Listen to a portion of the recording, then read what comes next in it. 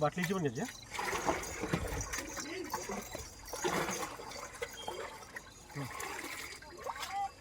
बाटलीची खाली बाटली जाऊ ती बाटली माझा घे.